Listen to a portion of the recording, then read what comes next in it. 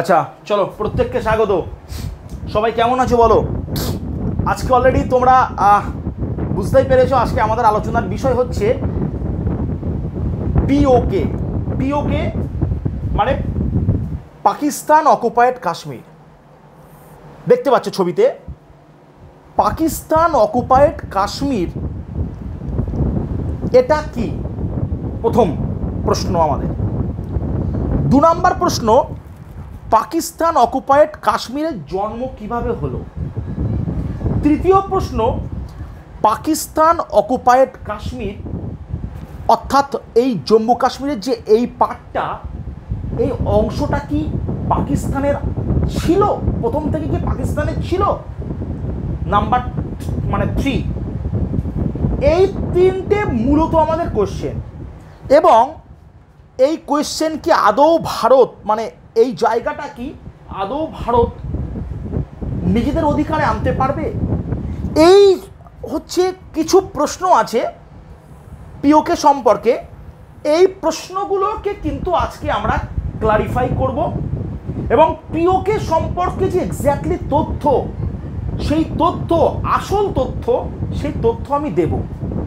পিওকের জন্ম, পিওকের বৃত্তান্ত। আগে জানবো পিওকে কি, ইয়েস অর নো। দেখো, এই হচ্ছে টোটাল জম্মু এবং কাশ্মীর। জম্মু অ্যান্ড কাশ্মীরে দেখতে পাচ্ছ এই যে হলুদ, এই হলুদ হচ্ছে বর্তমান ইন্ডিয়া অর্থাৎ আমাদের। লাল কাদের? লাল হচ্ছে চায়না, বর্তমান চীনের। এটাও কিন্তু অকুপায়েড চীনের। এবার আসবো আমরা পাকিস্তানের। এই যে পার্টটা দেখতে পাচ্ছ, এই পার্টটা হচ্ছে পাকিস্তানের। দেখো, এখান দিয়ে আমি একটা লাইন টানছি। এই যে লাইনটা আমি টানছি, এই লাইনটার নাম হচ্ছে LOC। লাইনটা শেষ হয়েছে এখানে এসে, স্টপ দ্যাট। এই লাইনটার নাম হচ্ছে LOC। LOC মানে লাইন অফ কন্ট্রোল। আপাতত LOCর নিচে টুয়ার্ডস ইন্ডিয়া, ইন্ডিয়ার অধিকার। LOCর উপরে অর্থাৎ টুয়ার্ডস পাকিস্তান, পাকিস্তানের অধিকার থাকবে। না কোনো ইন্ডিয়ার অ্যাফেয়ার্স পিওকেতে চলবে, না কোনো পাকিস্তানের অ্যাফেয়ার্স ইন্ডিয়ার, মানে LOCর এই পাশে আমাদের দিকে চলবে। এই হচ্ছে মেন বিষয়। এবার দেখো কোনটা কত পার্সেন্ট আছে। এই যে ছবিটা, এই ছবিটা হচ্ছে মেনশন করছে। দেখো, ইন্ডিয়া, আমি যদি দেখি ইন্ডিয়া, দেখো ইন্ডিয়া, জম্মু কাশ্মীরের মধ্যে ইন্ডিয়ার আছে কত পার্সেন্ট বলো? হ্যাঁ, ইন্ডিয়ার আছে আন্ডারে কিন্তু 60% অফ J&K। পাকিস্তানের আছে কত পার্সেন্ট জম্মু কাশ্মীরে? পাকিস্তানের আছে কত পার্সেন্ট? পাকিস্তানের আছে 30%। আচ্ছা, চায়নার আছে কত পার্সেন্ট? চায়নার আছে 10%। এই হচ্ছে বিষয়। এখন দেখো, এবার আমরা চলে যাই হোয়াট ইজ পিওকে। পিওকে এমার্জেন্সি আমরা পরে আসবো। দেখো, পিওকে সম্পর্কে যে তথ্য আমাদের কাছে আছে, দেখো পিওকে আমরা বলতে পারি Azad Kashmir. Azad Kashmir is and the autonomous administrative territory of Pakistan. দেখো লেখা আছে অটোনোমাস, অর্থাৎ যে নিজেই নিজে শাসন করে তাকে বলা হয় autonomous. Autonomous administrative territory of Pakistan. এর মধ্যে আছে গিলগিট বালচিস্তান। এরা দেখো formally known as the Northern area, উত্তরের অংশ, এবং নর্থ, দেখো লেখা আছে, আচ্ছা, north years most Province of Pakistan. অর্থাৎ গিলগিট বালচিস্তান কিন্তু পাকিস্তানের একটা উত্তর এবং উত্তর অভিমুখী একটা প্রদেশ। ছবি কি কোথায়?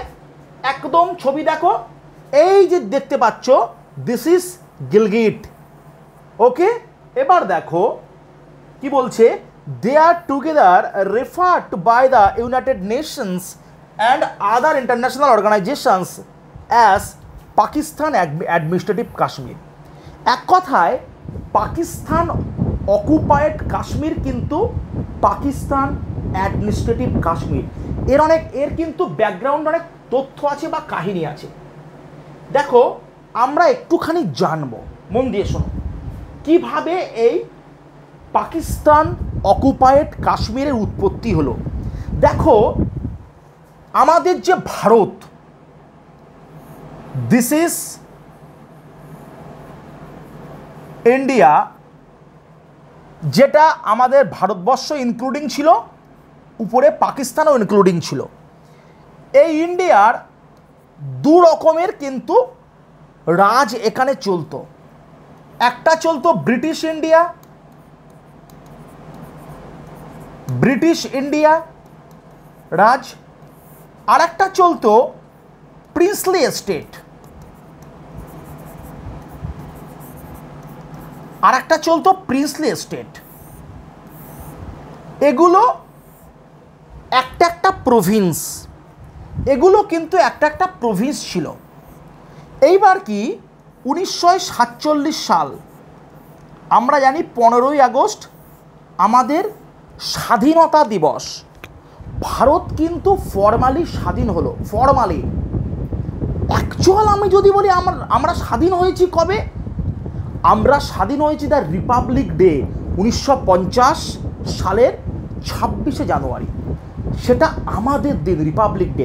কিন্তু আমাদের দেশের জন্য 1947 সালের 15ই আগস্ট হচ্ছে আমাদের দেশ স্বাধীন হয়। এখন গল্পটা হচ্ছে এই যে 1947 সালে ভারত স্বাধীন হওয়ার আগে 3টে প্রস্তাব কিন্তু দেওয়া হলো। কাদেরকে দেওয়া হলো? প্রিন্সলি স্টেটদেরকে দেওয়া হলো। কি দেওয়া হলো? যে তোমরা চাইলেই তোমরা ইন্ডিয়ার সঙ্গে জুড়ে যেতে পারো, খুব সুন্দর। তোমরা চাইলে তোমরা পাকিস্তানের সঙ্গে যুক্ত হতে পারো, তোমরা চাইলে তোমরা কিন্তু ইন্ডিপেন্ডেন্ট থাকতে পারো, ইন্ডিপেন্ডেন্ট থাকতে পারো। তাহলে ইন্ডিয়া কি করেছে? ইন্ডিয়া কিন্তু সুযোগ দিয়েছে। কি সুযোগ দিয়েছে? তোমরা চাইলে ইন্ডিয়ার সঙ্গে থাকতে পারো।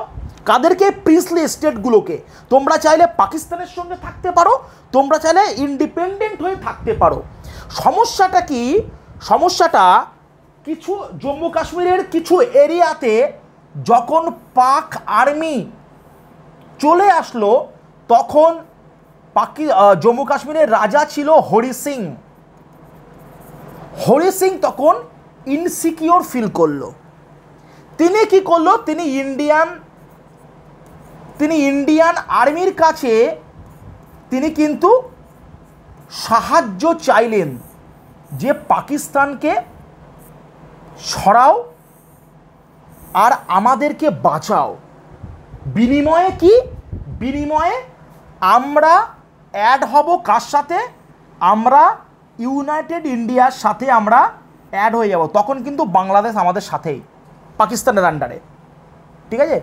আমরা ইন্ডিয়ার সঙ্গে অ্যাড হয়ে যাব। কি অ্যাড হয়ে যাবে? হরি সিং জম্মু অ্যান্ড কাশ্মীর।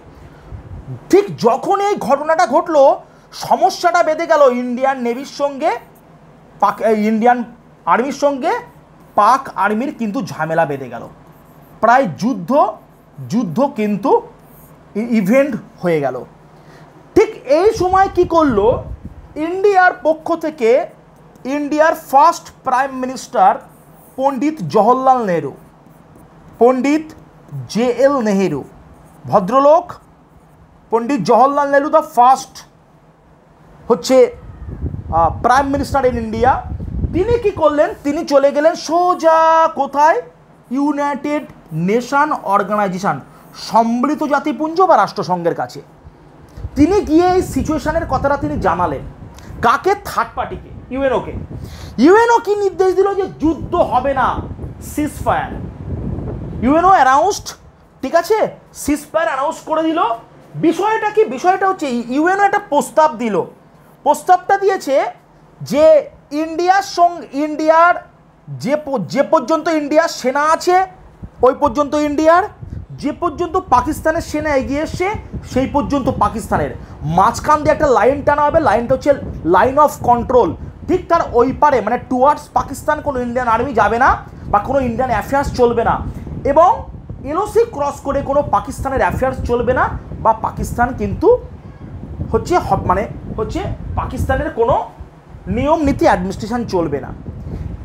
জওহরলাল নেহরু কারোর সঙ্গে আলাপ আলোচনা না করে তিনি ডিরেক্ট কিন্তু ইউএনও কাছে সাইন করলেন এবং ইউএনওর যে প্রস্তাব সেই প্রস্তাব মেনে নিলেন। মানে ভাবো তোমার একটা বড় জমি আছে, সেই জমিতে কিছু বহিরাগত এসে অধিকার করার চেষ্টা করেছে, বাবু তুমি মালিক, তুমি গিয়ে তুমি ক্লাবের যে পাড়ার ক্লাবকে জানিয়েছো, পাড়ার ক্লাব বললো দুজনকে দুটো দিক দিয়ে দাও না। আলটিমেট কি হলো, জওহরলাল নেহরু কিন্তু দান করলেন, এটা মানতে হবে। তার প্রস্তাবে সাড়া দেওয়া মানে কি, জওহরলাল নেহরু এখানে পাক অকুপায়েড কাশ্মীরের জন্য কিন্তু তিনি একমাত্র দায়ী। গল্পটা কি হয়েছে, এলওসির ঠিক উপর পাট, এলওসির উপর পাটে কিন্তু পুরোপুরিভাবে চলছে বা চলবে পাকিস্তানের অ্যাফেয়ার্স, পাকিস্তানের অ্যাডমিনিস্ট্রেশন। যেটাকে আমরা পক বা পাক অকুপায়েড কাশ্মীর বলছি, সেটাকে ইউএন হচ্ছে পাক অ্যাডমিনিস্ট্রেটেড কাশ্মীর বলছে। তার মানে 30% হয়ে গেল অফিসিয়ালি পাকিস্তানের। বলো, এই হচ্ছে পাক অধিকৃত কাশ্মীর নিয়ে তথ্য। দেখো মন দিয়ে দেখো, হাউ ডিড পাক অকুপায়েড প্রবলেম এমার্জ, কিভাবে কিন্তু এই প্রবলেমের সৃষ্টি হলো।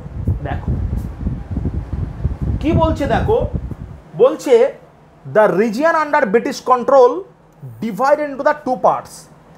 একটা হচ্ছে প্রিন্সলি স্টেট আর একটা হচ্ছে ব্রিটিশ কিন্তু ইন্ডিয়া, আর একটা হচ্ছে ব্রিটিশ ইন্ডিয়া। হয়েছে, সালটা হচ্ছে 1947 সাল, ইন্ডিপেন্ডেন্স অ্যাক্ট 1947। প্রিন্সলি স্টেটগুলোকে পাওয়ার দেওয়া হলো বা বলা হলো তোমরা চাইলে of joining India, of joining Pakistan or remaining independent. Hari Singh, Maharaja Hari Singh Jammu এবং কাশ্মীরের তৎকালীন রাজা, wanted his state to remain independent. তিনি প্রথমে কিন্তু নিজেকে স্বাধীন রাখার কথাই বলেছিলেন। যখন পশ্চিম দিকে Jammu area province Pakistan join করে বসলো, দাবি করে বসলো, অধিকার করে বসলো, so the city of Srinagar was attacked by Pakistani soldiers. ঠিক সেই সময় কিন্তু শ্রীনগর অ্যাটাক নিয়ে প্রশ্ন উঠলো বা সম্ভাবনা কিন্তু হয়ে গেল। ঠিক তখন কিন্তু two repel this, Raja Hari Singh and J and K Jammu and কাশ্মীরের Maharaja Hari Singh help the Indian army by signing instrument of accession. তিনি কিন্তু সই করেছিল, সে সাইন এখনও আছে, যে ভারত সরকারকে আমি জম্মু কাশ্মীর দিয়ে দিলাম। এইবার দেখো কি বলছে, ব্যাস কিন্তু শুরু হয়ে গেল কিন্তু মিলিটারি এড অ্যাডমিনিস্ট্রেশন নিয়ে ঝামেলা। দেখো, বোথ ইন্ডিয়ান পাকিস্তানি আর্মিস আর মোবিলাইজড। ঠিক আছে, দেখো বলছে তৈরি হলো এলওসি বা লাইন অফ কন্ট্রোল। নেক্সট কি বলছে, দিস দেখো required withdraw the Pakistani army along with non state element and subsequent দেখো লেখা আছে subsequent the partial withdrawal of the Indian army. ব্যাস ঠিক আছে। দেখো, দ্য ইস্যু অফ পাক occupied Kashmir has become much debated topic. এখনো পর্যন্ত কিন্তু সেইভাবে কিন্তু ডিবেটেড টপিক হয়ে দাঁড়িয়েছে। বলো, এই হচ্ছে বিষয়। তাহলে আজকে আমরা দেখছি পাক অকুপাইড কাশ্মীর আজও কিন্তু সমস্যা আজও ঝামেলা। আমরা যেটুকু পেয়েছি সেটুকু নিয়ে আমরা খুশি। আমরা কখনো লাইন অফ কন্ট্রোলকে পেরিয়ে কিন্তু ওদেরকে আমরা অ্যাটাক করতে যাচ্ছি না, কিন্তু বারবার কিন্তু ওরা আমাদেরকে অ্যাটাক করছে, লাইন অফ কন্ট্রোল পেরিয়ে আসছে এবং ওরা কিন্তু ভারতবর্ষে হানির সৃষ্টি করছে। এক কথায় জঙ্গিবাদকে ভারতবর্ষ কখনোই কিন্তু সমর্থন করে না। জঙ্গিবাদকে কোনো সুস্থ স্বাভাবিক দেশ কিন্তু টেররিজমকে কখনো সাপোর্ট করে না, সাপোর্ট করে বারবার কিন্তু পাকিস্তান। এর জন্য পাকিস্তানকে বলা হয় দ্য মাদারল্যান্ড অফ টেররিজম, টেররিজমের কিন্তু মাতৃভূমি। কারণ পাকিস্তান নিজেই টেররিজমকে কিন্তু সাপোর্ট করছে। আজ যদি পাকিস্তান যদি টেররিজমকে যদি সাপোর্ট না করে তাহলে কিন্তু পাকিস্তানের সঙ্গে আমাদের কিন্তু কখনোই ঝামেলা হবে না, কখনোই কিন্তু অশান্তির কোনো বিষয় নেই। পাকিস্তান হচ্ছে ভারতবর্ষ থেকে উদ্ভূত। পাকিস্তান বাংলাদেশ কিন্তু কী হয়েছে দেখো, পাকিস্তানিরা এত অত্যাচার করেছে বাংলাদেশকে। 1971 সালে ইন্দিরা গান্ধী সরকার বাংলাদেশকে হচ্ছে একটা স্বাধীন দেশ তৈরিতে সাহায্য করেছে। কিন্তু আজকের বাংলাদেশের অবস্থাটা কীরকম, তৎকালীন সিচুয়েশনটার কথা চিন্তা করতে হবে।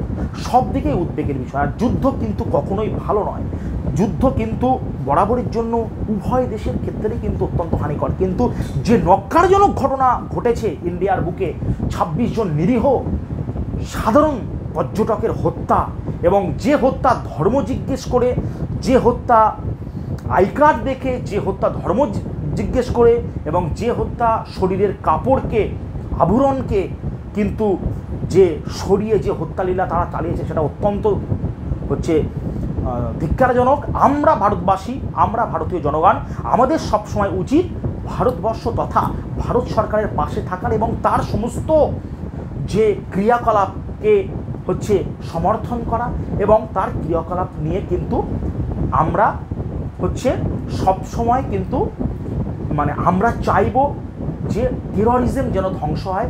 ভারত সরকার এমন কিছু করুক, হয়তো ডিপ্লোম্যাটিক দিক দিয়ে করতে পারে, হয়তো ডিরেক্ট করতে পারে, ডিরেক্ট অ্যাকশান করতে পারে।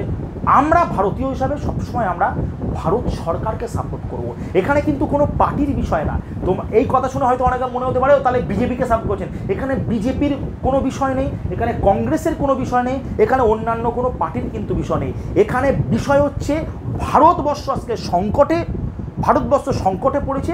আমরা সমস্ত ভারতবাসী ভারত হচ্ছে সরকারের পাশে দাঁড়ানো উচিত, সরকারের পাশে দাঁড়ানো উচিত, এবং ভারতবর্ষের যে অখণ্ডতা, সেই অখণ্ডতা এবং সার্বভৌমত্ব যেন সবসময় বজায় থাকে। তাহলে আজকে আমাদের আলোচনার বিষয় হচ্ছে এই পর্যন্ত। ধন্যবাদ।